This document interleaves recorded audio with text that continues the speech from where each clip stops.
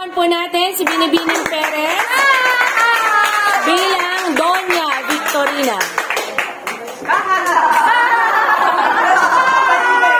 Napakagulo, napakaraming tao.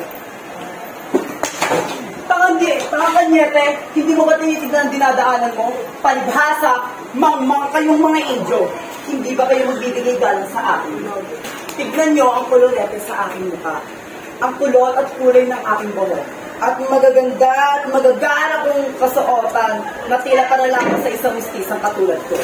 Kaya kayong mga Indio sing itim ng Aita ay dapat lamang akong galangin. Check!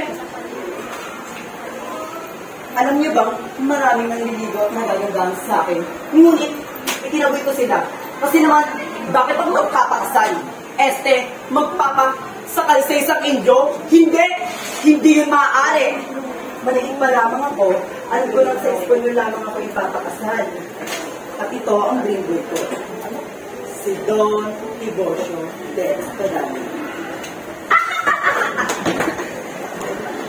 Ngayong nakamit ko na ang pinakamimiting alta sa syudad.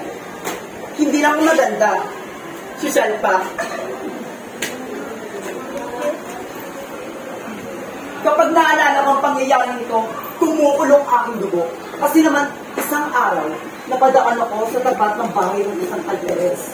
At nagkataong nandun si Doña Consolacion. Abay, bigla pa namang sumimangon at dumura sa aking harapan.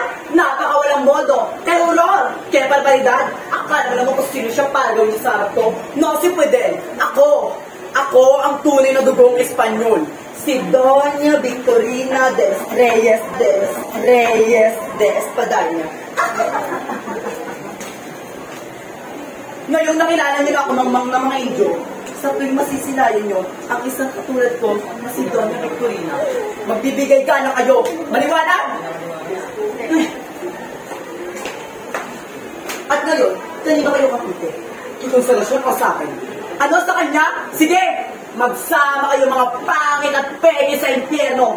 At kami mga mistisong isyal lang ang may karapatan sa langit.